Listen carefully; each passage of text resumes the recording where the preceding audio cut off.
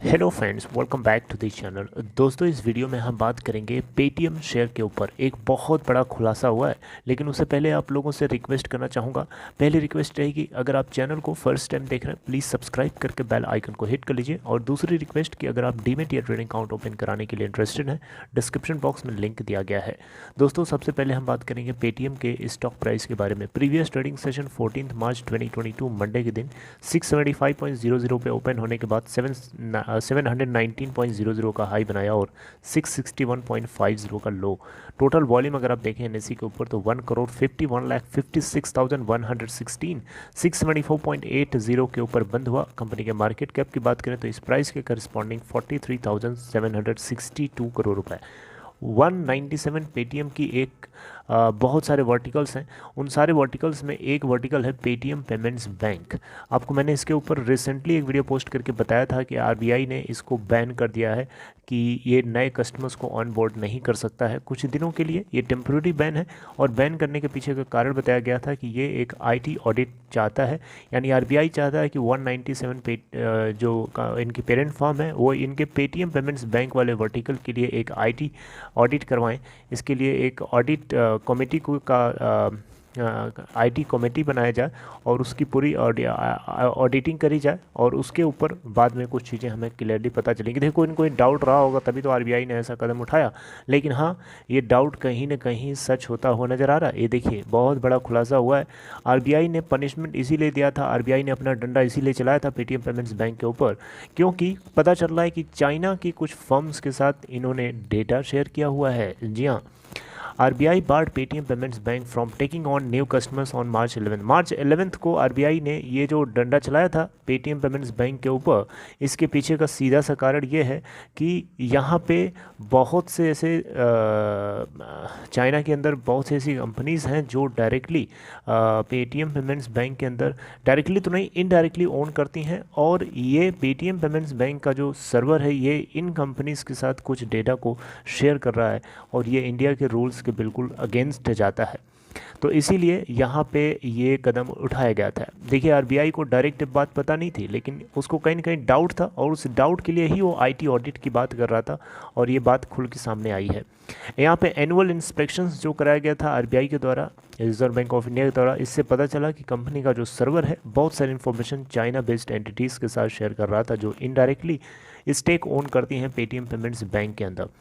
अब यहाँ पे इस बात को क्लियर करते हुए, यानी इस पूरे आरबीआई के एलिगेशंस को क्लियर करते हुए, विजय शेखर शर्मा जो कि आपको पता है ये प्रोमोटर हैं, तो इन्होंने कहा कि आरबीआई ने अभी तक जो जो ऑब्जर्वेशंस किए हैं उन सारी ऑब्जर्वेशंस को पेटीएम पेमेंट्स बैंक के साथ शेयर किया है।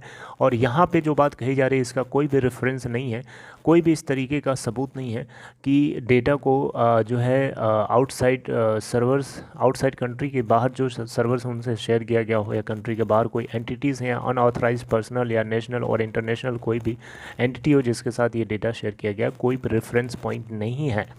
राइट।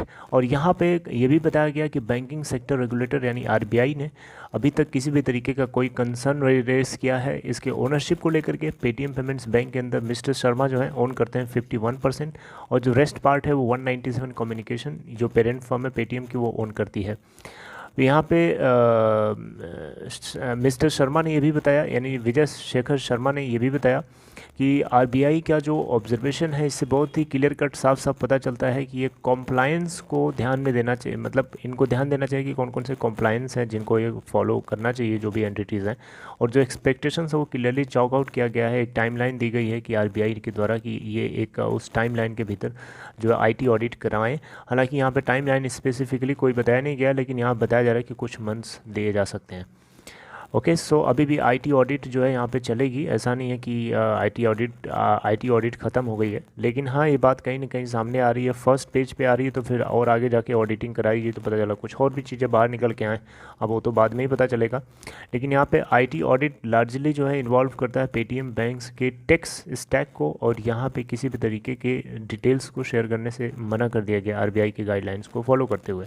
तो पेटीएम पेमेंट्स बैंक आपको पता होना चाहिए ये एक ज्वाइंट वेंचर है between Paytm and it's founder Vijay Shekhar Sharma.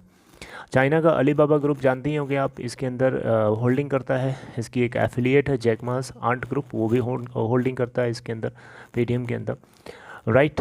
सो यहाँ पे ये बात कहीं ना कहीं आपको पता होना चाहिए और इस चीज़ को ध्यान में रखिए, इस चीज़ को आप इग्नोर मत करिए, क्योंकि ये कोई हल्के में ना लीजिए। आपका डेटा अगर कोई दूसरी कंट्री के अंदर शेयर किया जा रहा है, इसका मतलब समझते हैं, इसका मतलब ये होता है कि आपकी सारी इन्फॉर्मेशन दूसरे को पता है, और आगे आने वाले टाइम में न्यूक्लियर वॉर की लड़ाई नहीं होती है ना। डेटा से ही वॉर, डेटा शेयर करना एक तरीके का बहुत बड़ा क्राइम भी है, आपको पता होना चाहिए। डेटा शेयर करने से आपकी कमजोरी दूसरे को पता चलती है, फिर वो आपके लिए दिक्कत करता है। तो इस तरीके से एक देश दूसरे देश के डेटा को चुरा करके उसको कमज़ोर बना सकता है, उसको झुका सकता है। ये बात हम लोगों को इग्नोर नहीं करना चाहिए। तो यहाँ पे ये एक बहुत ही बड़ा खुलासा है। और वैसे आपको बता दूँ, पेटीएम पेमेंट्स बैंक के लगभग 300 मिलियन वॉलेट्स हैं, टोटल 60 मिलियन बैंक अकाउंट्स हैं पेटीएम पेमेंट्स बैंक के, जैसा कि इन्होंने अपनी वेबसाइट पे मेंशन कर रखा है। तो आगे अगर इसको लेकर के कोई और चीज़ें डिस्क्लोज़ होंगी तो मैं आपसे ज़रूर डिस्कस करूँगा, लेकिन अभी तक तो यही था कि इन्होंने कुछ ऐसी अनऑथराइज्ड एंटिटीज़ के साथ डेटा शेयर किया है जो इंडिया के आईटी रूल्स के अगेंस्ट जाता है। सो ये अगर आपको अपडेट अच्छी लगी हो तो इसे लाइक करके सपोर्ट कर सकते हैं, और अपना ख्याल रखिए दोस्तों, टेक केयर।